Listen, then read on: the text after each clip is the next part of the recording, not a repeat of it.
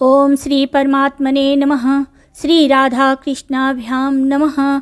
आज मैं 13वां अध्याय श्रीमद् भगवत गीता का शुरू करने जा रही हूँ। ओम अथ त्रयोदशो अध्यायः। श्री भगवान उवाच इदं शरीरं कौन्तेय क्षेत्रमित्यभिधीयते एतद्दो वेत्ति तं प्राहुः क्षेत्रज्ञ इति तद्विदः।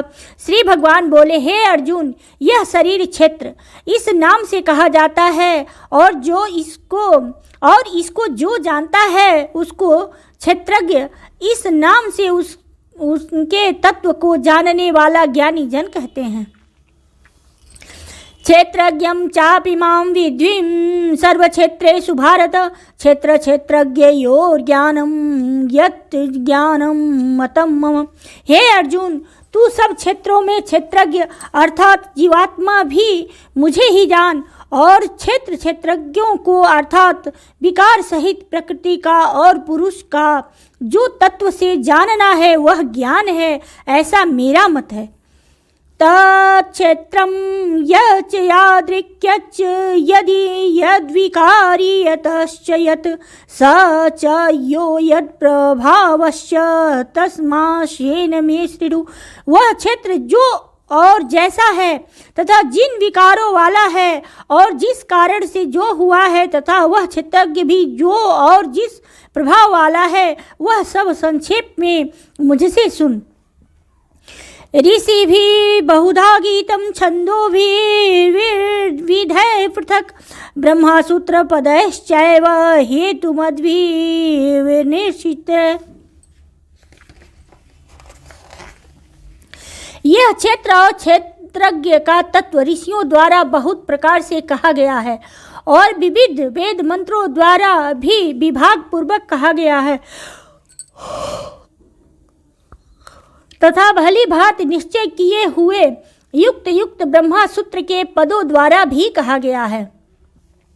महाभूतान्यहंकारो बुद्धिरव्यक्तमेव च इंद्रियाणि दशैकं च पंचचेन्द्रिय गोचरा। 5 महाभूत अहंकार, बुद्धि और मूल प्रकृति भी तथा 10 इंद्रियां, एक मन और 5 इंद्रियों के विषय अर्थात शब्द, स्पर्श, रूप, रस और गंध, इच्छा, द्वेष, सुखम दुखम, संघातश्चेतना, धृतिः, ये तत्क्षेत्रं समासेन सविकारमुदाहृतम्। तथा इच्छा, द्वेष, सुख, दुख, स्थूल देह का पिंड, चेतना और धृति, इस प्रकार विकारों के सहित यह क्षेत्र संक्षेप में कहा गया।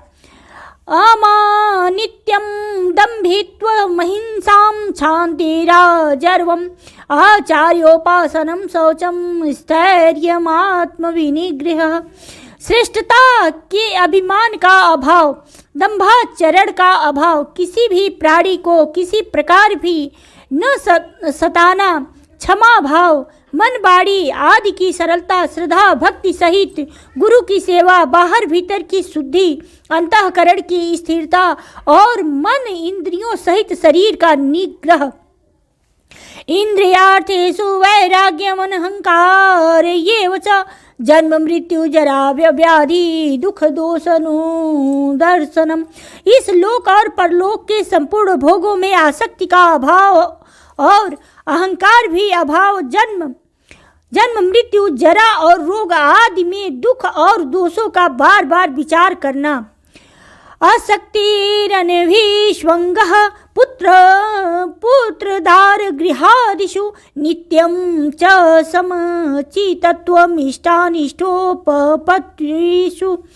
पुत्र, स्त्री, घर और धन आदि में आसक्ति का अभाव, ममता न होना तथा प्रिय और अप्रिय की प्राप्ति में सदा ही चित्त का सम रहना।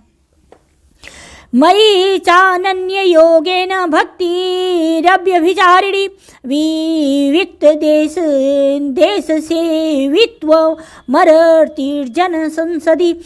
मुझ परमेश्वर में अनन्य योग के द्वारा अव्यभिचारिणी भक्ति तथा एकांत और शुद्ध देश में रहने का स्वभाव और विषयाशक्त मनुष्यों के समुदाय में प्रेम का न होना, अध्यात्म ज्ञान नित्यत्वं तत्वज्ञानार्थ दर्शनम यत् ज्ञानमिति प्रोक्तम ज्ञानम यदतो अन्यथा। आध्यात्म ज्ञान में नित्य स्थित और तत्व ज्ञान के अर्थ रूप परमात्मा को ही देखना, यह सब ज्ञान है, और जो इससे विपरीत है वह अज्ञान है, ऐसा कहा है। ज्ञेयं यत् यतत् प्रवक्ष्यामि यज्ञात्वामृतमश्नुते अनादिमत् परं ब्रह्मा न सदुच्यते। जो जानने योग्य है तथा जिसको जानकर मनुष्य परमानंद को प्राप्त होता है, उसको भली भांति कहूँगा, वह अनादि वाला पर ब्रह्म न सत ही कहा जाता है और न असत ही। सर्वतः पाणिपादं तत्तु सर्वतो अच्छी शिरोमुखम सर्वतः श्रुतिम लोके सर्वमावृत्य तिष्ठति। वह सब ओर हाथ पैर वाला, सब ओर नेत्र सिर और मुख वाला तथा सब ओर कान वाला है, क्योंकि वह संसार में सबको व्याप्त करके स्थित है। सर्वेन्द्रिय गूढ़ाभाषां सर्वेन्द्रिय विवर्जितम् असक्तं सर्वभिश्चैव निर्गुणं गुणो भोक्ति च। वह संपूर्ण इंद्रियों के विषयों को जानने वाला है, परंतु वास्तव में सब इंद्रियों से रहित है तथा आसक्ति रहित है। रहित होने पर भी सबका धारण पोषण करने वाला और निर्गुण होने पर भी गुणों को भोगने वाला है। बहिरन्तश्च भूतानां चरं चरमेव च सूक्ष्मत्वात् विज्ञेयं दूरस्थं चान्तिके च तत्। वह चराचर सब भूतों के बाहर भीतर परिपूर्ण है और चराचर भी वही है, और वह सूक्ष्म होने से अविज्ञेय है तथा अति समीप में और दूर में भी स्थित वही है। अविभक्तं च भूतेषु विभक्तमिव च स्थितं भूतभर्त्री च तज्ञेयं ग्रसीणु प्रभविष्णु च।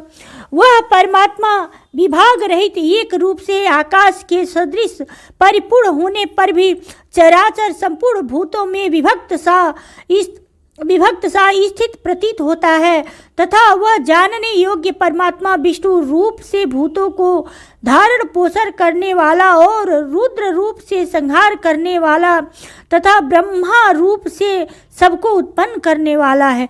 ज्योतिषामपि तज्ज्योतिस्तमसः परमुच्यते ज्ञानं ज्ञेयं ज्ञानगम्यं हृदि सर्वस्य विशिष्टतम।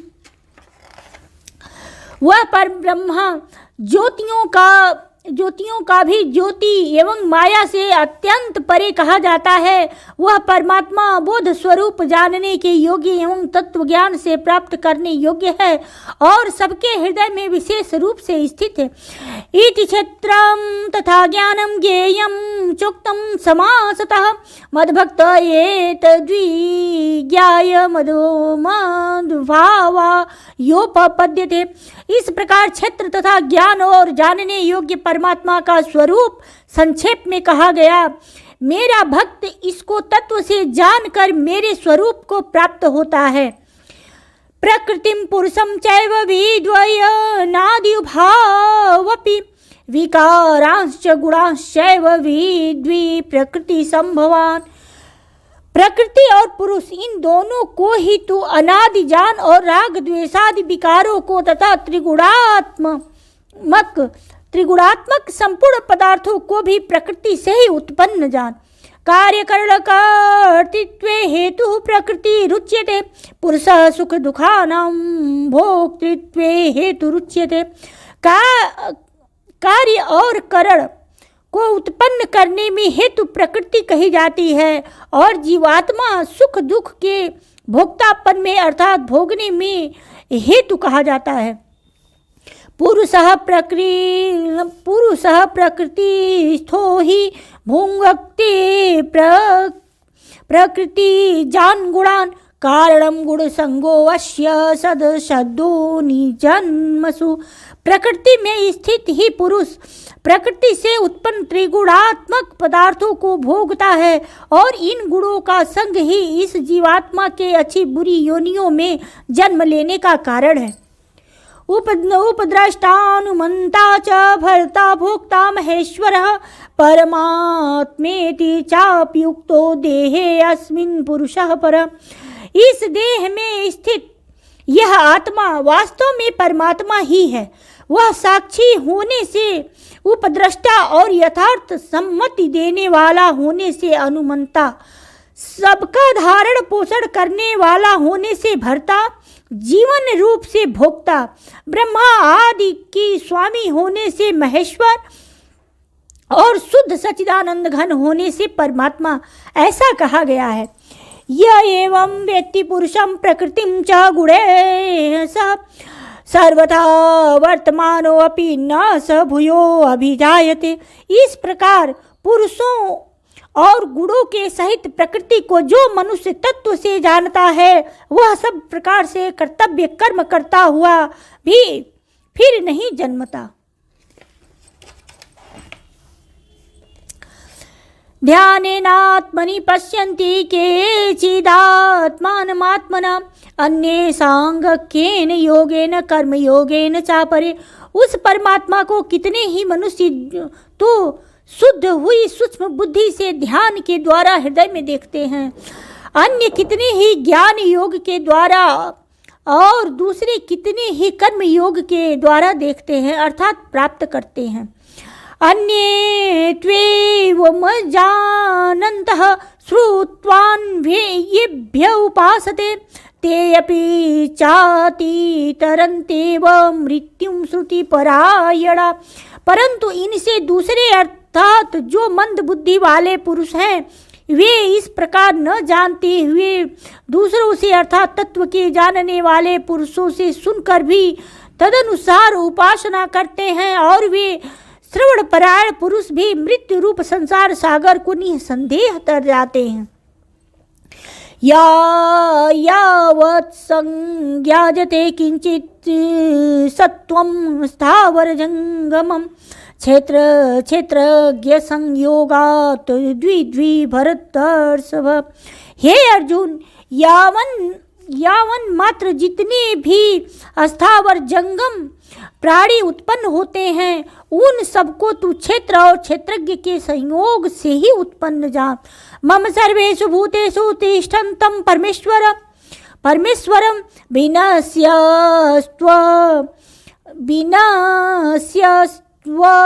विनश्यन्तं यः पश्यति स पश्यति। जो पुरुष नष्ट होते हुए भी सब प्रकार भूतों में परमेश्वर को नाश रहित और समभाव से स्थित देखता है, वही यथार्थ देखता है। समं पश्यन् हि सर्वत्र समवस्थितमीश्वरं न हि हीनस्त्यात्मनात्मानं ततो याति परां गतिम्।